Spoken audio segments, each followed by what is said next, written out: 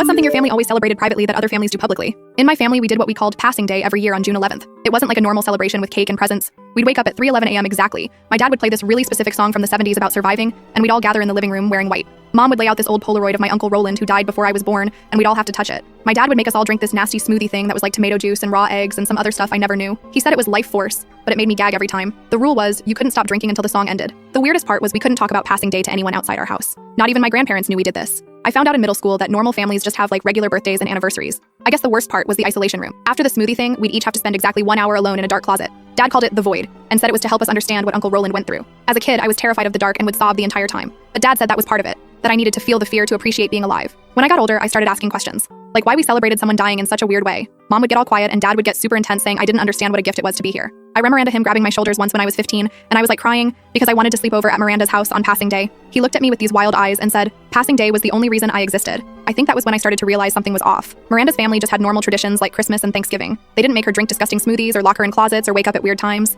They didn't have pictures of dead relatives they had to touch. I spent years being so confused about it all. Sometimes I'd try to ask about Uncle Roland, like how he died or why we did all this stuff. Mom would just say he passed over, which told me nothing. Dad would get this distant look and say Roland sacrificed everything for our family. It was all so dramatic and vague. When I turned 18, I refused to do passing day. Dad went ballistic, like full on screaming that I was ungrateful and didn't deserve what Roland had given us. Mom just cried in the corner, which made me feel like shit, but I couldn't do it anymore. I stood my ground and Dad actually locked me out of the house. I had to stay with Miranda that night. The next day, Mom called me crying, saying I needed to come home. When I got there, Dad was acting like nothing happened. It was so messed up. He just casually asked if I wanted breakfast, like he hadn't kicked me out the night before. After that, I moved out as fast as I could, got an apartment with Kayla, and tried to put some distance between me and my family's weirdness. I'd still visit sometimes, but I made sure it was never around June 11th. The thing is, I still couldn't stop thinking about Uncle Roland and what really happened. Why did we have this bizarre ritual around his death? Why was my dad so obsessed with it? Why couldn't we talk about it? Last year, I finally got the courage to ask my grandma about him. We were having coffee and I just casually mentioned Roland's name. She got this confused look and was like, who? Which blew my mind because this was supposedly her son who died. I tried to explain about Dad's brother Roland who passed away before I was born. Grandma looked seriously concerned and told me my dad was an only child. She'd never heard of any Roland in the family. I felt like I was going crazy.